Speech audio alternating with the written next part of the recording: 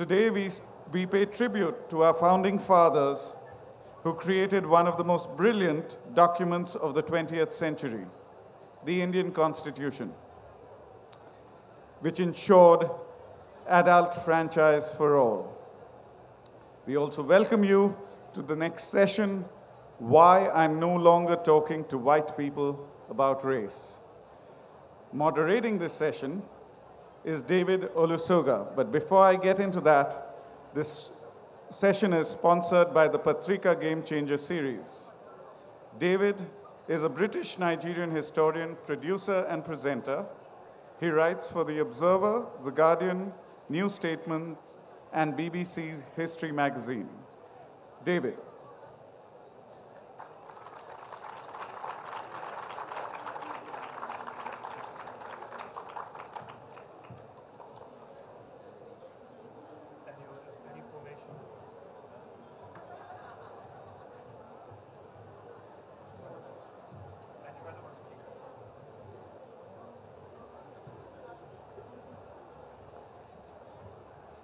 Hi there, can you hear me? Wonderful. It's lovely to be here, and it is my absolute pleasure to introduce our panel. And it's a cliche, I realize, to say it's an esteemed panel. It's a cliche to say that we're lucky to have all of them here with us today, but sometimes cliches are just true. This is a stellar panel here to discuss an important issue, and it's a uniquely broad range of voices. To introduce our panel, to my left is Dr. Anita Heiss, a writer of fiction and non-fiction as well as a journalist. Her most recent of her many books is Growing Up Aboriginal in Australia, and she's Professor of Communications at the University of Queensland.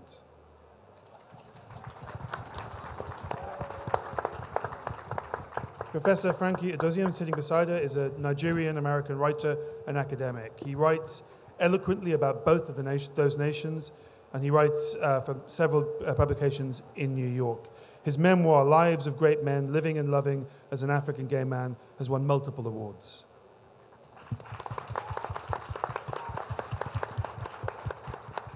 Kayo Chingonyi is a British Zambian poet. He was brought up in Newcastle and London in the United Kingdom, and he's the winner of the Dylan Thomas Prize. His most recent collection is called Kumukanda. Is that a rough approximation? There we go.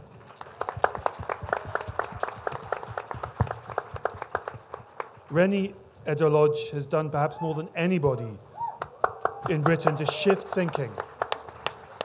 More than anybody in Britain to shift thinking about structural racism and discrimination. Her 2017 book, Why I'm No Longer Talking to White People About Race, won the Jalak Prize. It's constantly cited in discussions about race and diversity and inclusion in the UK and everywhere. Finally, Harry Kunzru is a celebrated novelist and journalist. A very abridged list of his many novels includes The Impressionist, Transmission, and the famously innovative Gods Without Men. Our panel.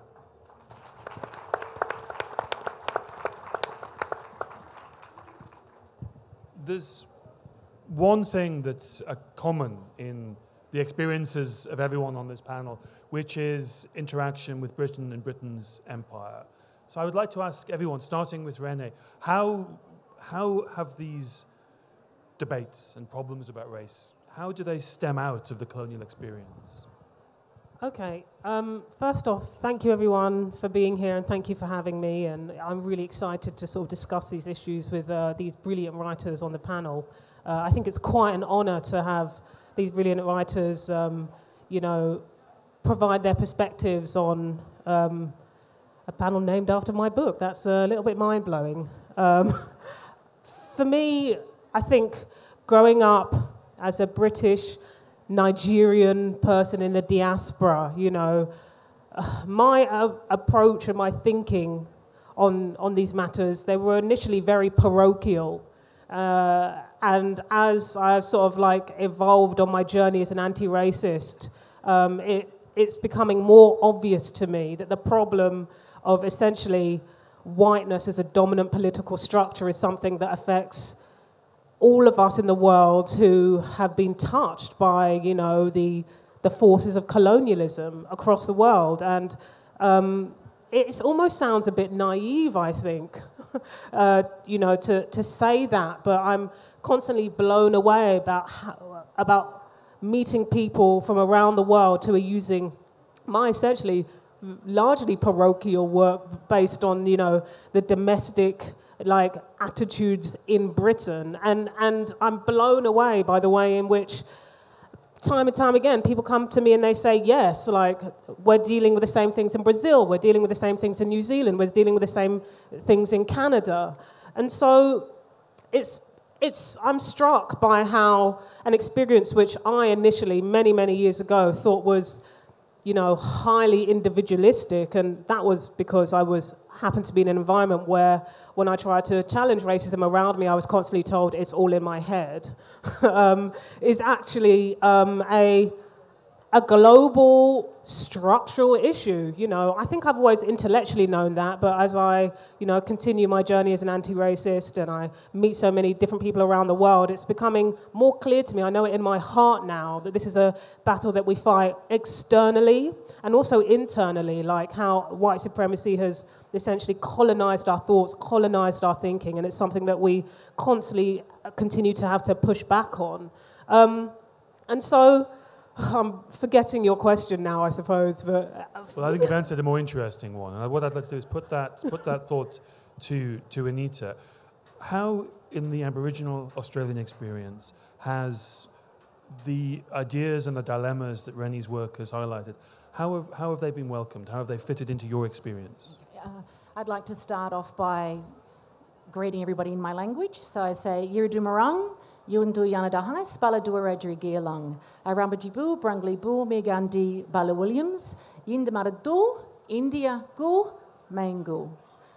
So what I've said is hello. I am Anita Heiss. I have Wiradjuri belonging from Arambi Aboriginal Mission and Brungle Mission, and I'm a Williams. And Yindamara is a phrase that means to honour and respect, so I've paid respects to the Indian people, and thank you for having me here. I wanted to do that because as a Wiradjuri woman, I can say to you that we never ceded our sovereignty. And we have a conversation here today in the colonial language, which is what I was brought up with. At the age of 50, I've started learning my traditional language. And in an Aboriginal context, today is significant because it's the 26th of January, and we are the only first world nation that celebrates the day that they invaded a country. So back home in Australia, people are celebrating Australia Day. But if you look at a hashtag like Invasion Day, you will see that hundreds of thousands of people from all walks of life who call themselves Australian, and 27% of Australians are born overseas, are marching and protesting to change the date. So we are still very much, people talk about post-colonialism, we are still being colonised. So for me to be here today in an Aboriginal context, I'm extremely privileged. I wasn't removed under active protection, which took Aboriginal children from their families. I was raised by both my parents. I had access to health and education. I have published 18 books, all in English. My next novel will have dialogue between the main characters in my language, and that is a demonstration of sovereignty as well. But I think I have to believe that what we do makes a difference, otherwise I wouldn't do it, and I'm sure you wouldn't do it. I was interested in how we're labelled anti-racist, when in fact I just think we're normal people, but we're often given labels. And I've just edited an anthology, Growing Up Aboriginal in Australia.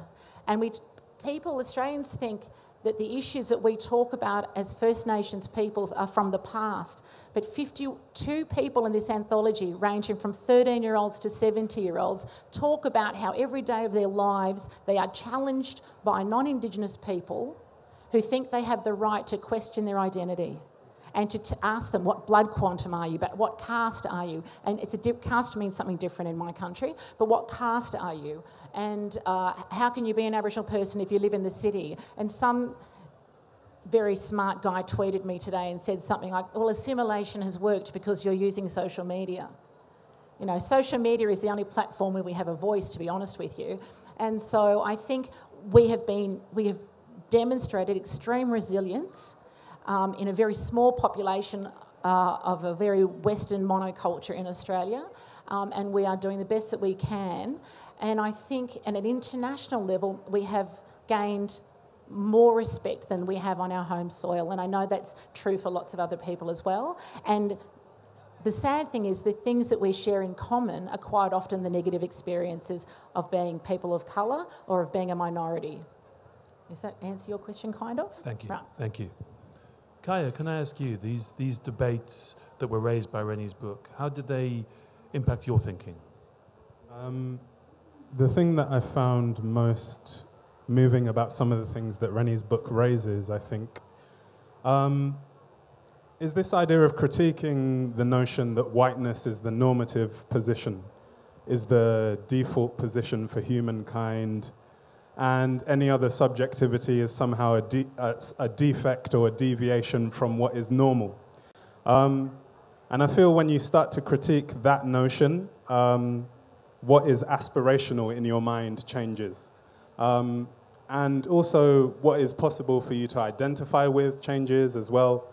And I think there is a powerful moment of reckoning, or an opportunity for reckoning, whereby we challenge people and ask them, who do you identify with and why?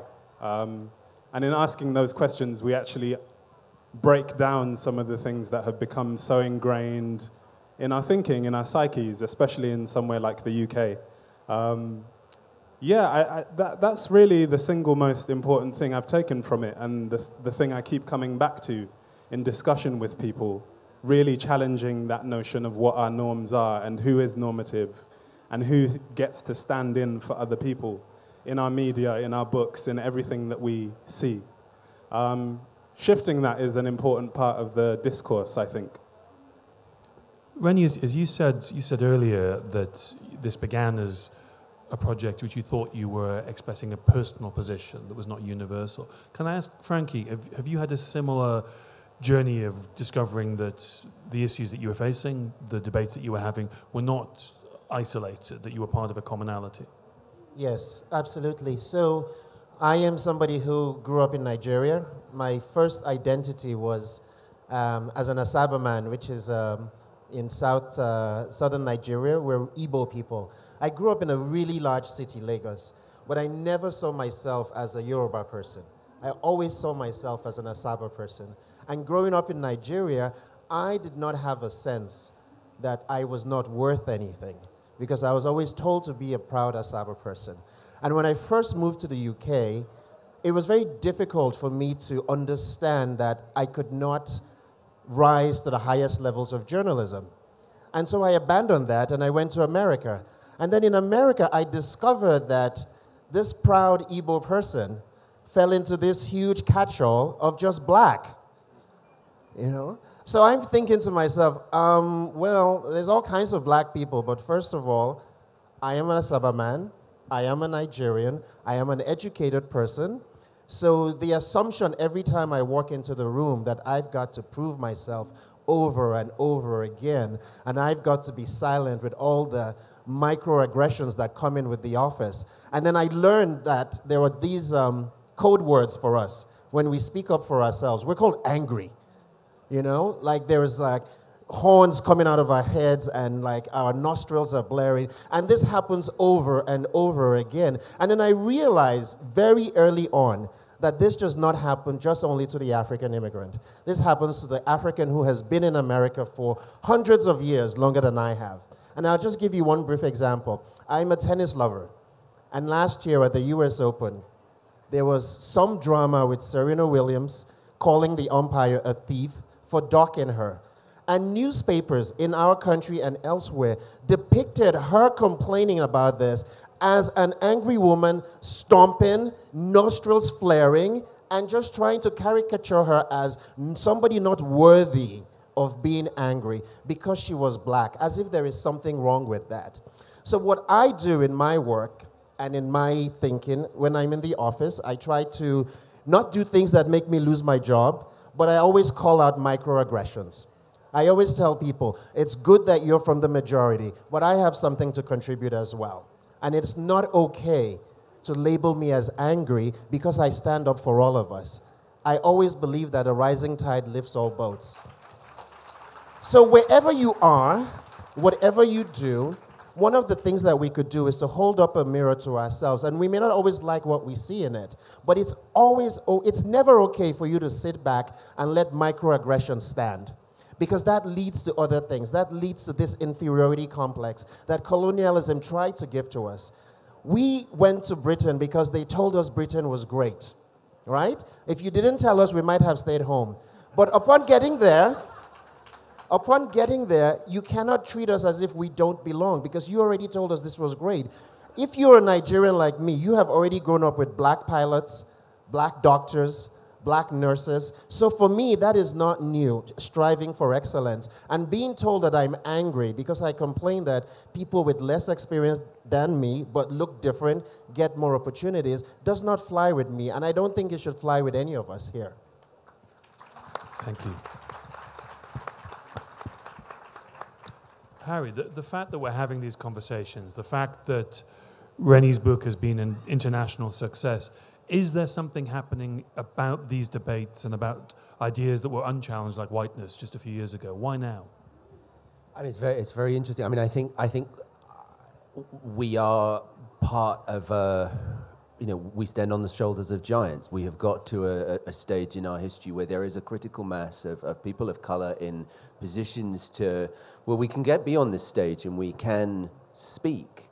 And one of the important things about this debate and about the way that Reni's book has framed this debate is to find, now our task is to find ways to speak across our differences as people of color. I mean, this isn't really the place to attempt a history of the concept of race, except to say that obviously it's about classification, and it was part of arose as part of a colonial project of sorting people and objects, of sorting the world into higher and lower, and that all in our different ways on this stage where we've had to negotiate the categories that we were given by this history. And our task is to try and speak beyond them and to try and exist beyond those categories. I mean, I mean, we should acknowledge that we're speaking on Republic Day, and that among the founding values of the Indian Republic, which was set up against that colonial legacy. I mean, the ideals of the Indian Republic include the value of secularism, which I know is challenged in many sectors in India, but that is the aim of that is to allow people of all faiths and all communities to have an identity beyond that individual category, beyond that individual destiny. So, I mean, one of the things I think we can usefully do as public intellectuals now is to try and kind of, as I say, acknowledge the differences that we have, acknowledges the specificity of our various experiences, and try and work out how we can go forward together. Reni, it seems that what struck a lot of people about your book, and this is my interpretation, it could be wrong, is that you weren't talking about the sort of overt racial discrimination, racial violence, the things that many people feel that are fading out, things that they would never do. You were talking about a very different form of racial aggression. That's taken a lot of people by surprise that you called it out. What exactly was it that inspired you to write what was originally a blog, which has then become this global sensation? So it didn't come out of nowhere. It came out of many years of me being involved in the white British left, around a lot of white British people who really deeply believe themselves to be progressive, but in their political action and their political activism, it was just very clear that anti-racism was not going to be a priority for them at any time soon. And not only that, if you challenged that, then you were immediately made the enemy and the problem. And you know, in my time being involved in the white left and white feminist movements in Britain, I became, you know, I joined them because they were the first, most accessible places for me to be involved in political activism at university.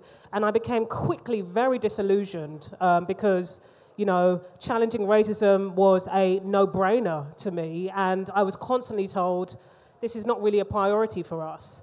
And, you know, I was going to say I hate to generalize, but actually I don't. I think it's actually useful in this context.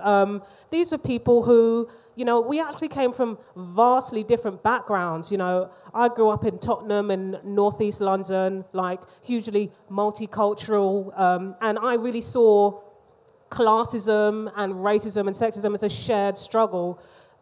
Due to, you know, the school I'd gone to, due to the fact that I had gone to school with a lot of people from all sorts of different immigrant backgrounds who were all facing poverty.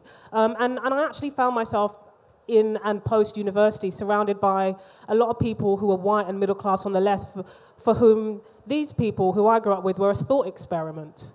They didn't actually interact with people like that on a daily basis. It was hugely frustrating to be told, we're focusing on this now, we're focusing on class, and obviously, like, when we win our struggle, like, racism will be ended too. And actually, I really think that the means are the ends, and so for whatever we're working towards in our progressive projects, if we are not taking those into account now, we never will. It doesn't necessarily mean that has to be an end to single-issue work and single-issue campaigning, but the way that we talk to one another, those of us who are marginalized by, you know, the dominant culture, whether that be due to racism, sexism, classism, you know, homophobia, whatever it might be, just as Hari said, it is about recognizing and respecting our differences and seeing where our allegiances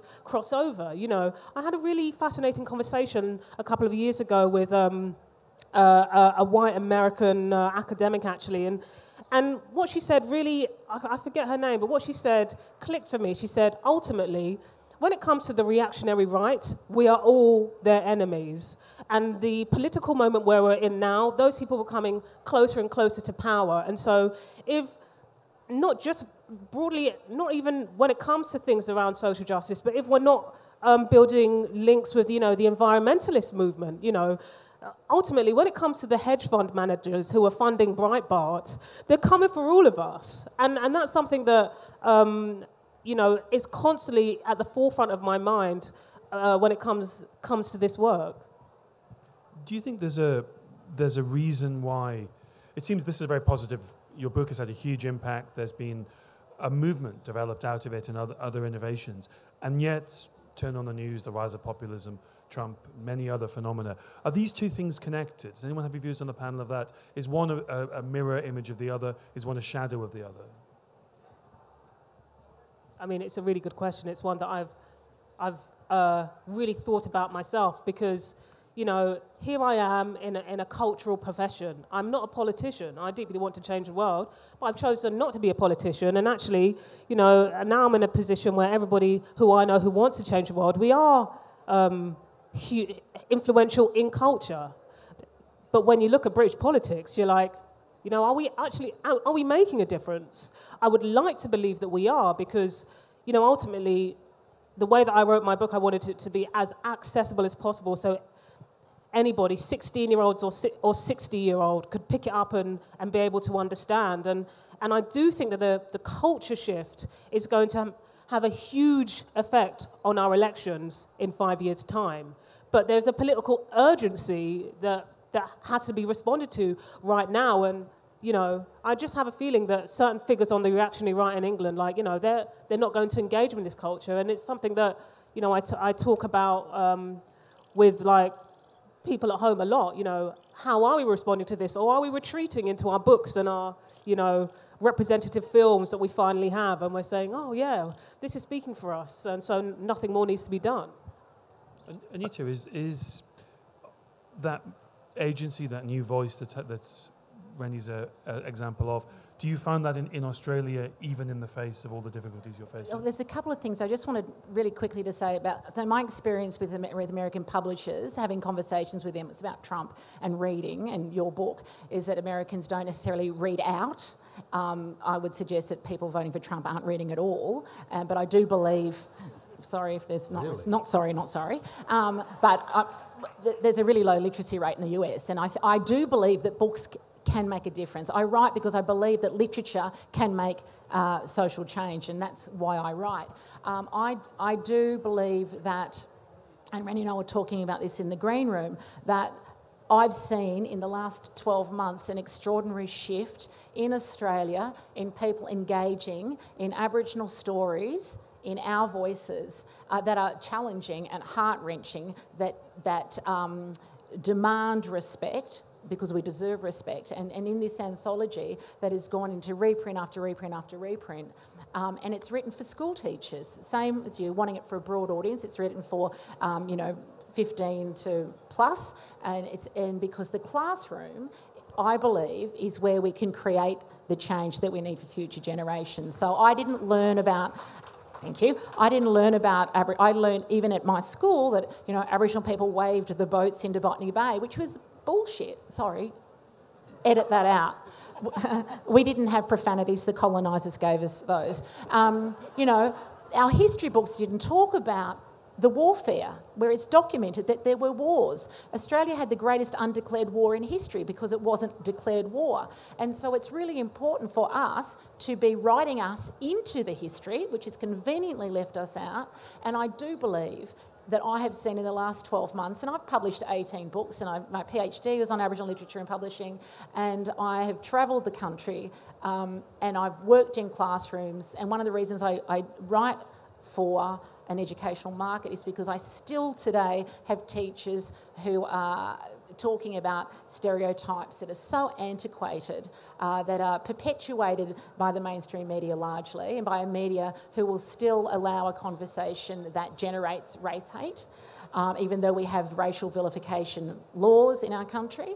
And I do believe that there's been a shift. It's slow, but it's happening, and people are telling stories now that my mother, who was living under the Act of Protection, couldn't tell. She did not have a voice. She wasn't a citizen in Australia till she was 29 years of age. My grandmother was removed under the Act of Protection and put in a girls' home to become a servant for a white woman back in 1911. So I have to believe that what we do as authors is make an impact. I want to write stories with strong, particularly female Wiradjuri and other Aboriginal nations, other women who are like other Australian women, who fall in love, who fall out of love, who contribute every day to society, but who are flawed, because we're all humans and we're all flawed. But I want other Australian women to read my books and see themselves in these characters, but also understand that we are different as well, that I have accountability and responsibility to my community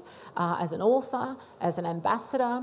I send my drafts to elders to read, because in my country, if you do something negative as an Aboriginal person, you somehow represent every Aboriginal person in the country. And I know other people of colour understand that. So when someone steals a bike, all blackfellas are thieves. When Cathy Freeman wins gold at the Olympics, everybody loves her. She's Australian because she's done something fantastic. So it's still very selective about how Australians want to engage and embrace with Aboriginal Australia. And I think, for my part, the best that I can do is help other emerging writers tell their stories and write us into the Australian literary landscape. Thank you. Thank you. So we're living in a time in which lots of positivity is happening, lots of new voices, new books are being produced, but there's time when the forces of a reactionary populist right with a racist agenda is on the rise. It seems that when you discuss these issues of structural racism, that's when things become difficult in a whole new order. Could you speak to that, Kayo? Why is that so difficult? As Reni says, why is it so difficult to talk to people about race? I think as soon as you start to engage with race as a structural construct, a structural issue, I think that's when you get into the manner in which people are complicit in something. Perhaps in a way they've never considered before when they come to these kind of discourses for the first time. And I think when you start to feel complicit in anything, particularly complicit in something that is and has been so damaging, that is something that's difficult to reconcile with trying to be a good person, being liberal, being left-wing, whatever it is the label is that you're using to make yourself feel better about this complicity. So I think if you deal with race at a structural level, you have to start to think about that complicity. And when you introduce that sense of complicity to someone, they're going to be uncomfortable with that. There's going to be a defensive response because nobody wants to be thought of as being on the wrong side of history or part of the bad guys or whatever it is. You know, everyone thinks of themselves as the rebels. Everyone thinks of themselves as behaving in the correct way. And in some ways, that's how that structural racism was held up for so long.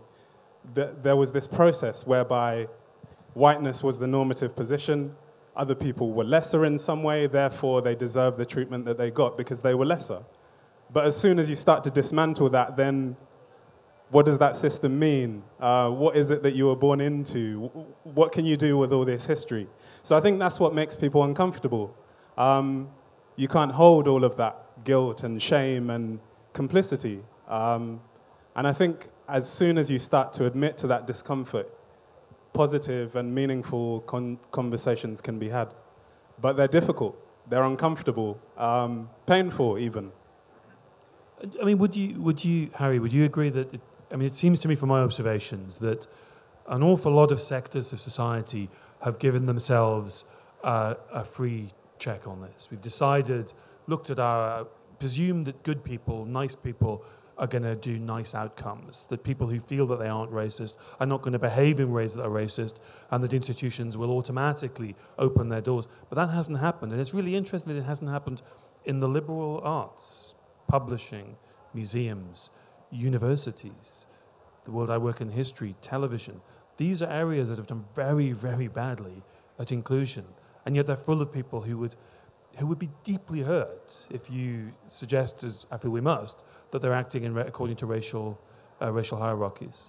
Well, I mean, I think this speaks to a really, really tricky theoretical ground to this, is that we're encouraged as a culture to think of everything in terms of our personal agency and to think of things in terms of our personal guilt and responsibility. And I think this is one reason people do bristle very often when you suggest that they're the beneficiaries of structural racism, because I have not done anything wrong, I am a good person. And in personal terms, that may be absolutely true. However, when you're trying to get people to think in terms of these structural situations, really one's feelings of guilt or otherwise are rather beside the point. It doesn't matter if somebody feels bad about colonialism. It really, because that does not change anything. What we need people to see is the ways in which these large historical processes have produced certain outcomes, and that we are living in the aftermath of these events. And so that structural perspective takes people beyond the individual, and that's why you've got loads and loads of TV producers sitting over cocktails saying, "Gosh, wouldn't it be nice if I had some black colleagues? I wonder why I don't." And then genuinely unaware. and to unpick, and then you get to the point, it's like, well, no one applied. Why didn't they apply? And you go through these layers, and you go through these layers. They just don't want it. They don't want the job, apparently. It's cultural difference.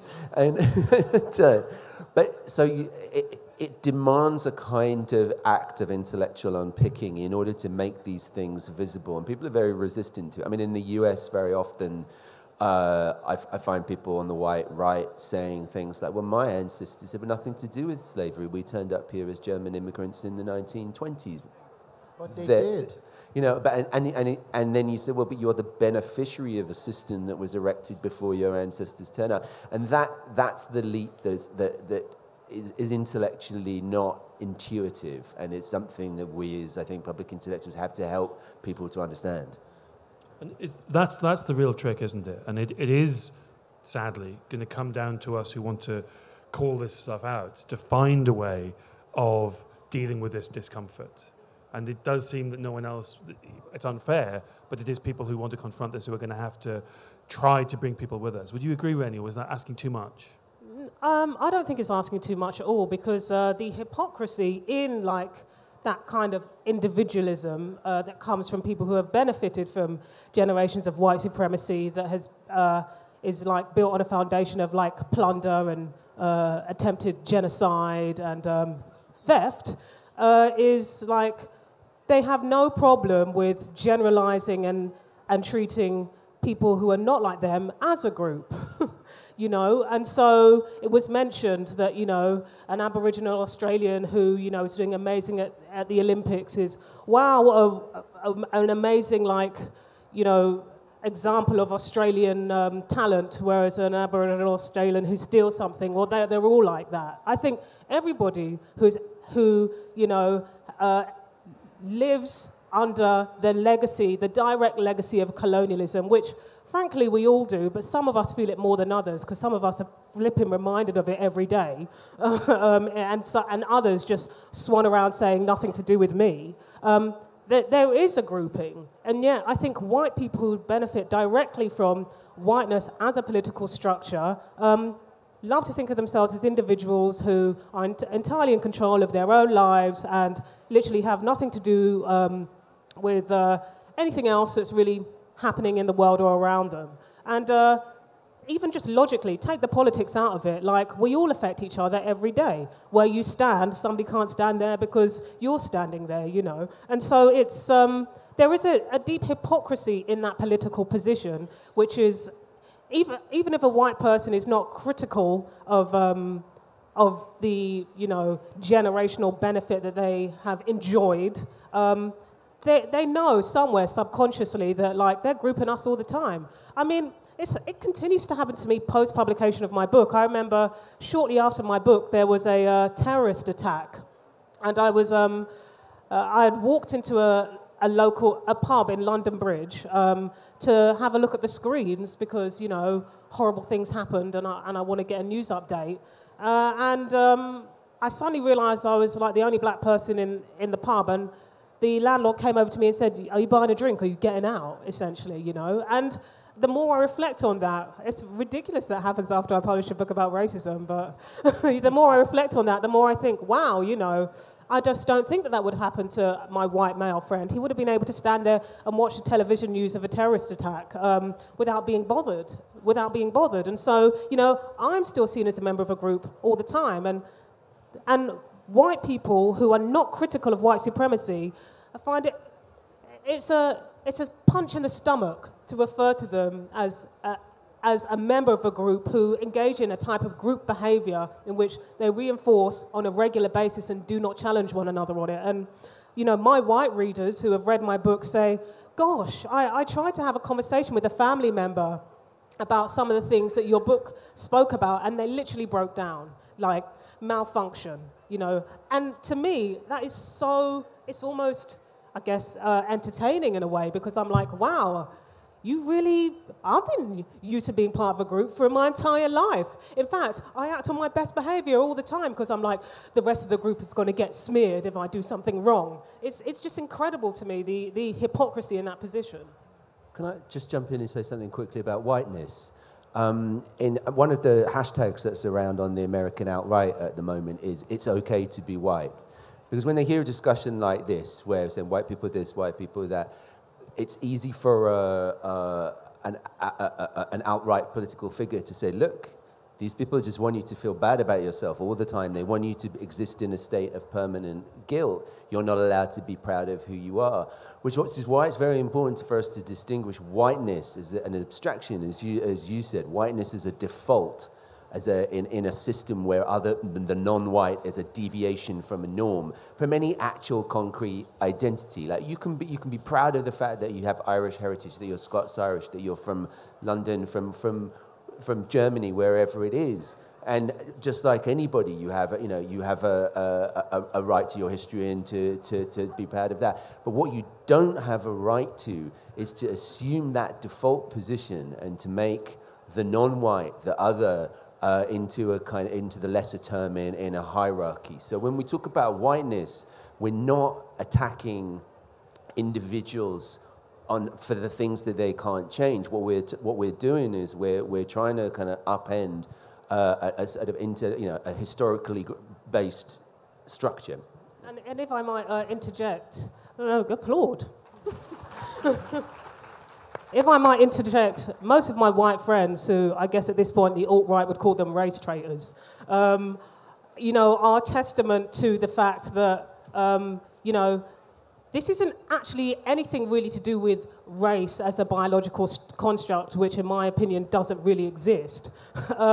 It's to do with a dominant ideology that you can continue to challenge no matter where the dominant ideology has like placed you on the hierarchy. And so I'm proud to be friends with many white race traitors who challenge the white people around them and say, you know, because, and challenge that thinking, because that thinking is nothing to do with the skin colour that you happen to be born with and the position that you have to be born into in society. And it has everything to do with the dominant ideology of the day. And that's what we're fighting. We're not fighting individual white people. And so I think it's a really important distinction to make. And it can be difficult for people to not individualise. But, you know, if you find yourself doing those behaviours and acting in that way and collaborating with that ideology, but you consider yourself to be progressive, then you have a duty to unlearn it and to challenge it in yourself. Thank you. Anita? I'd like to say I'm not racist. My best friend's white, and I worked with a white woman once, but she was always late for work, and she took long boozy lunches. I had a white boyfriend once. He cheated on me. I'm joking. Well, he may have cheated on me, I don't know. These are the silly things we hear all the time. Oh, I'm not racist. I played footy with an abo once, and abo is a derogatory term for an Aboriginal person, and they don't realise, like, racism is so entrenched in the vernacular, they don't even realise it's a racist statement. But what I wanted to say, in Australia, the conversation is less around race than it is around identity. So when I say Bala Wiradjuri Geerlung, I'm saying I have Wiradjuri belonging. I have belonging to a place in Australia that of tens of thousands of years where my ancestors have walked, that have connection through kinship ties, through blood ties. I know who I am and I'm asserting my identity. And that is very challenging for Australia as a nation who is struggling for an identity when, and we have these conversations, we hear these statements, that's un-Australian, or they're more Australian than someone who's just arrived from Australia. You become Australian by being born in Australia, or you have a citizenship ceremony. So what you have is a nationality. You don't talk about the Australian race as such, but people will talk about the Aboriginal race. So we'll talk about Australian people. And there's a language that Westerners use for Indigenous people in particular around the world that they don't use for themselves. So they'll talk about Westerners become multicultural and cosmopolitan and evolve and change and have one identity of being Australian, for example.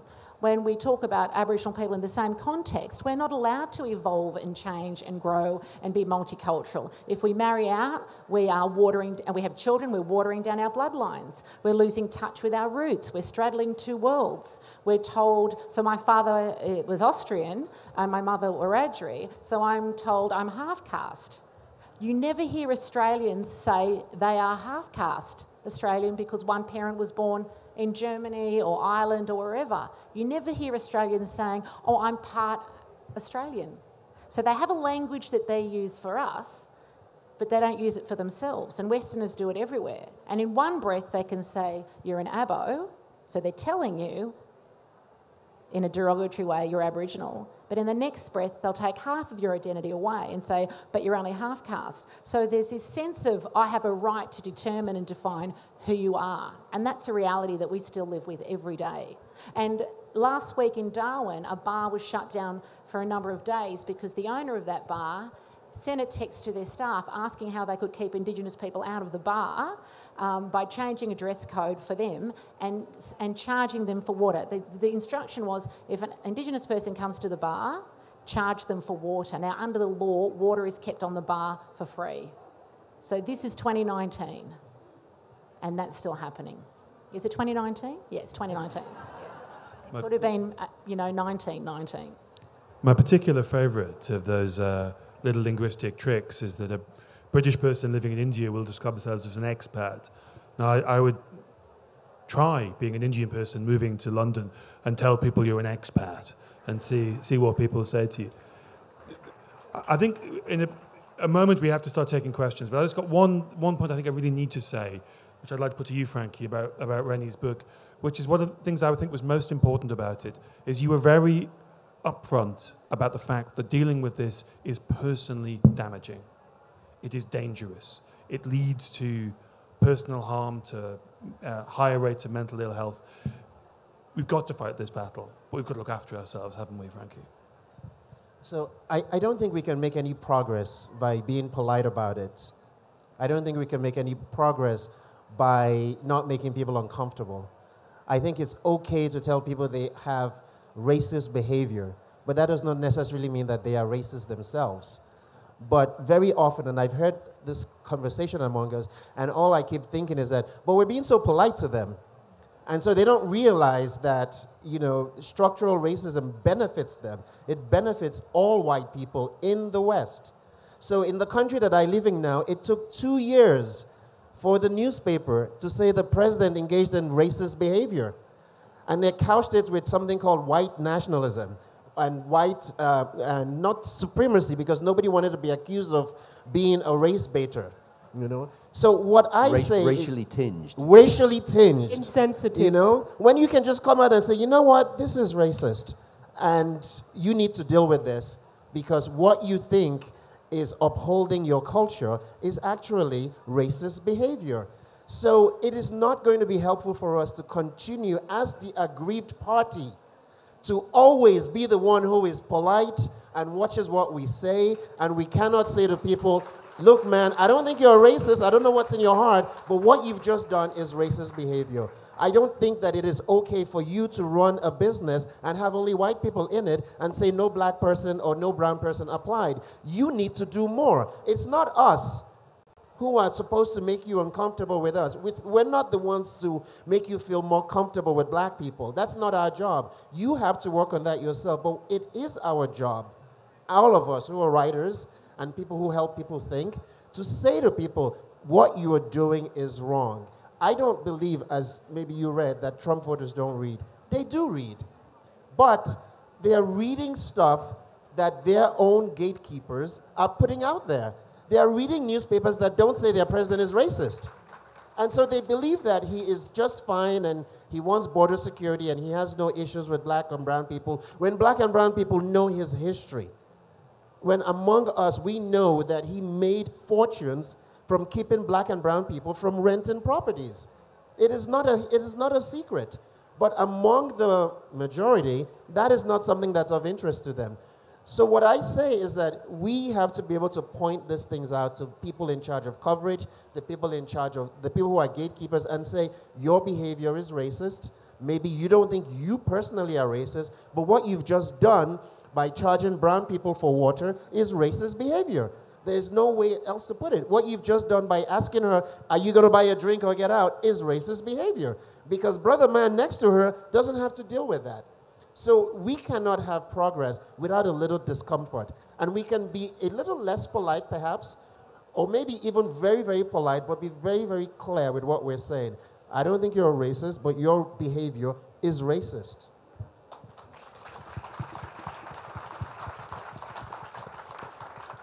We've got about a little over 10 minutes for questions. There's roaming mics. There's a hand gone up there straight away to the lady in the purple top. I really enjoyed the panel. I spent a year in the UK and I came across this strange phenomenon where I was fetishized and exoticized as this brown Indian woman, but they had no problem with being racist with me, and I'm talking about the same person.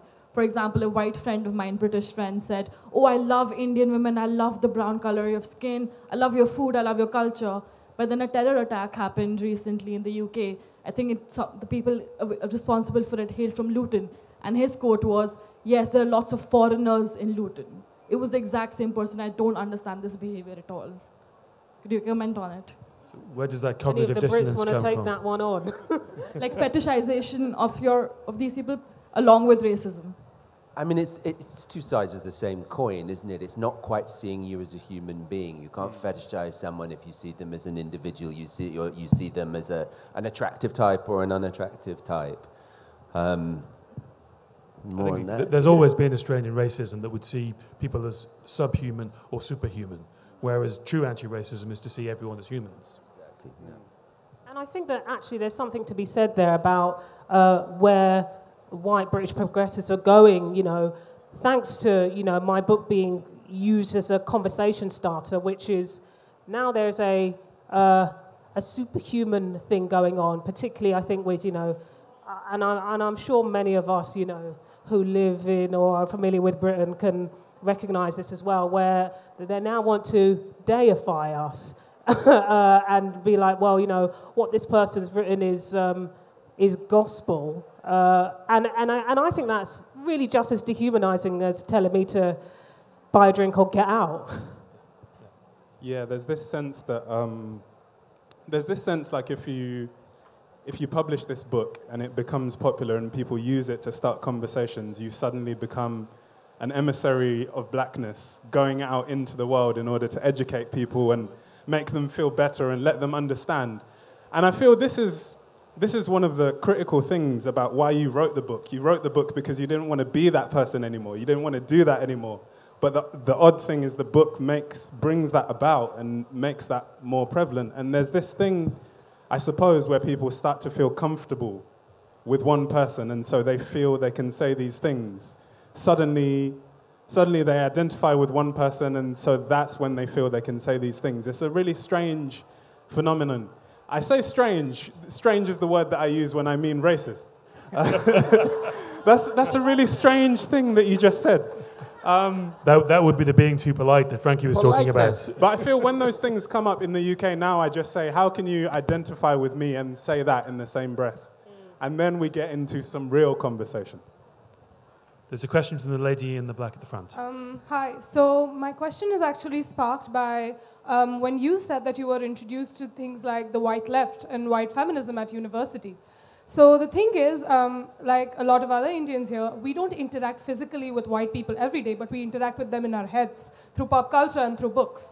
So as someone who considers myself a part of academia, I have this sense of being indebted to ideology that comes from white people. Very often things like feminism, because they're introduced to you by people like Germaine Greer, for example, and there's this white feminism that comes in. And although I now identify as, say, an intersectional feminist, for example, there is still this cloud of, oh, it came from someone white. And how would you intellectually unpick something like that?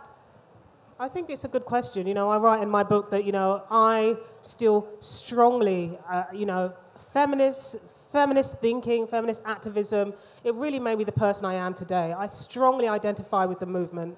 And I think that there are white women in the movement, and I'm not actually talking about Germaine Greer, I'm speaking more broadly, who are, there are key, amazing stuff that we can take from them. But just because somebody has written something incredible that really speaks to the existence of women around the world, doesn't necessarily mean that they're ever going to have an anti-racist analysis. And that's just something you have to make peace with.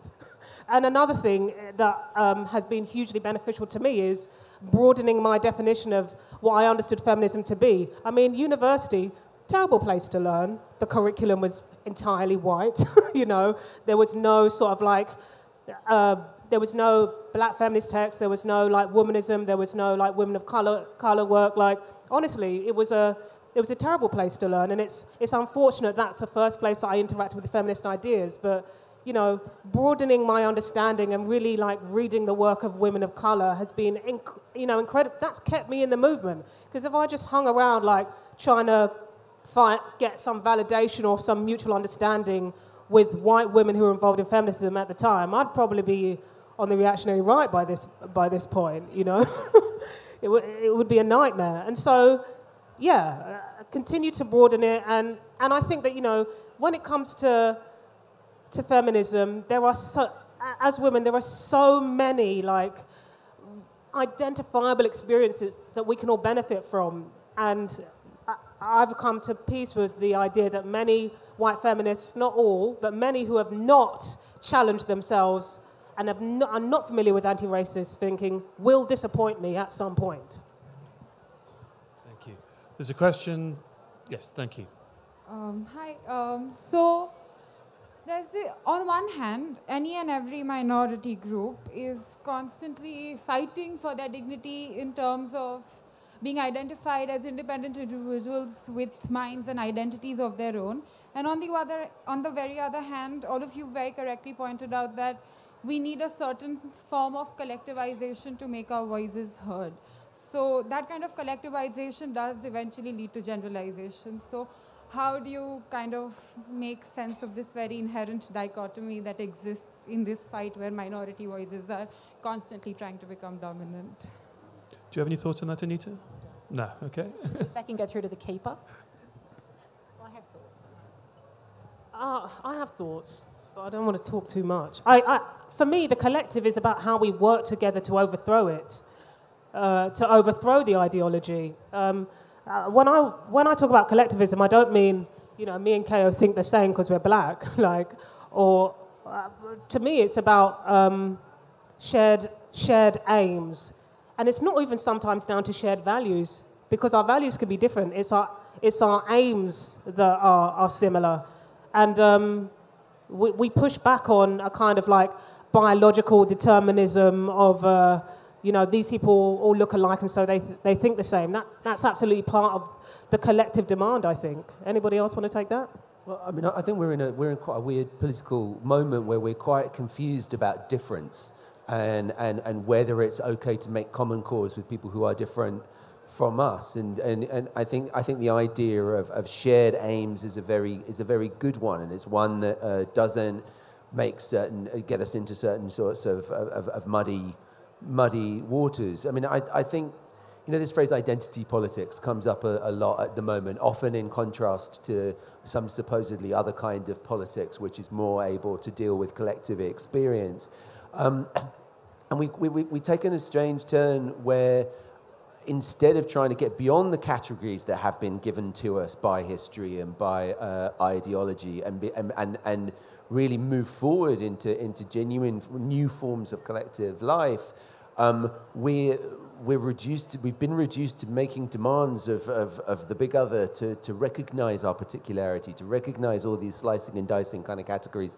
that we are living with. And I think we should ask more rather than less, and we should remind ourselves that we should be able to make common cause over and above our differences. Thank you. We've only got time, I think, for probably one more question. Lady here. Yeah, so I'm from a country where 70 years ago, 350,000 people were killed, not because they had a different skin color, but just because they had a different religion and from other race. And I've lived in different countries and seen racism everywhere. I mean, in India, there's a caste system. Let's look at Rwanda with the Hutus and Tutsis. And I wonder if it's more than just this colonial history, but also just a pure cognitive bias, that when you see something that's strange or see something you're not used to, you tend to sort of fight or flight.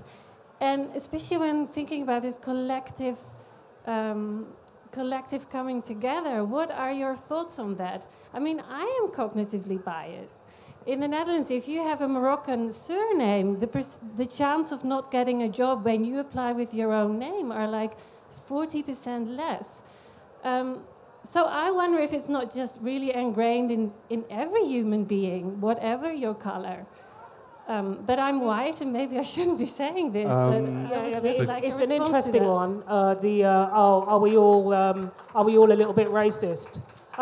There's a difference between prejudice. I mean, first of all, I just totally disagree, because I grew up in inner city London. I think one of the most mixed ethnicity places in the world, and racism was still there, because it's not really about our individual personal prejudice. It's about power.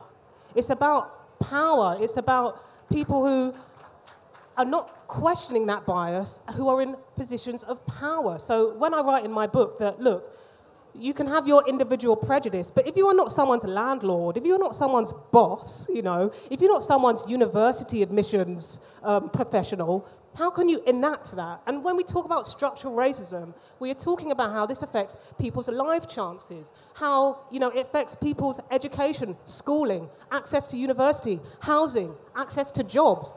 And that is so much more than any sort of cognitive bias. And I actually don't believe that racism is something that's ingrained in us. I believe it's a social construct, and it's a social construct to organize power in society. Kayo, briefly. Yeah, I suppose that was wonderfully put, what Reni just said. The only thing I would add to it is that the particular kinds of structural racism we've lived with have upheld a particular system of capital, the flow of capital towards certain kinds of people. And time again, those people tend to be white, they tend to be male, they tend to be a certain age. And so I think to generalize and say, and think that within us all there is this capacity, I think is an oversimplification of a designed system, a system that's been made that way to uphold these power structures that have existed over a long time. And I think there is in human beings an enormous potential for all sorts of responses to difference. There is in human beings the capacity to see someone different and be like, yo, where are you from? What happens there? Tell me about that. And I think that this is a capacity that you can experience almost everywhere in the world. I've been to countries where I didn't speak the language, I didn't look like anybody else, and people were intrigued by me and we had conversations. I've also been to places where people were not intrigued. And I think there is something in human beings, curiosity. There's a capacity for openness and curiosity and asking questions, which this system of white supremacy has shut down. And it shut that down in order to keep the power and the capital flowing in a certain direction. Thank you.